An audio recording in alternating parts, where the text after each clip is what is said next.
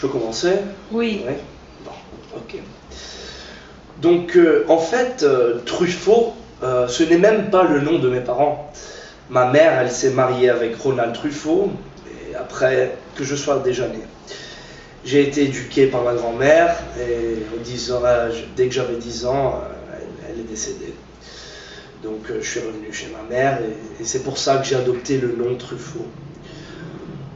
Mon vrai père, je ne l'ai jamais connu, en réalité, et mon enfance a été conturbée parce que je n'ai jamais eu une bonne relation avec ma mère.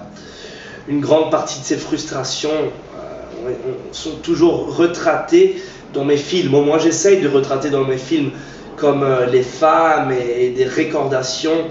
J'aime bien travailler avec des mémoires et le sentiment. Ce sont des vraies inspirations autobiographiques que j'essaye d'adapter au monde fictif. En plus de la mauvaise relation avec mes parents, j'étais un terrible élève à l'école.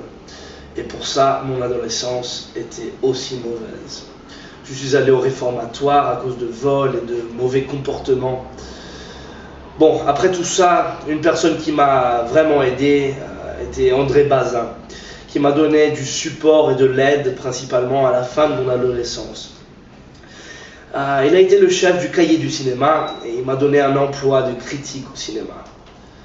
Être critique du cinéma m'a aidé à être beaucoup plus perfectionniste et plus attentif dans mes films. Ma passion pour le cinéma a commencé en vérité dès que j'avais 8 ans, quand j'ai vu mon premier film, Paradis perdu. Et là alors a commencé ma vraie passion pour le cinéma. Le cinéma s'est transformé comme une place de refuge, et comme ça ma passion pour le cinéma a augmenté. Pour devenir meilleur, j'ai créé une habitude de voir quotidiennement, tous les jours, 3 films et lire au moins 3 livres par semaine. Le film qui m'a vraiment donné le plus de prestige était Les 400 coups, et je me suis basé sur mon enfance. Donc c'est là où j'ai gagné vraiment beaucoup de prix, et voilà, c'est ma vie.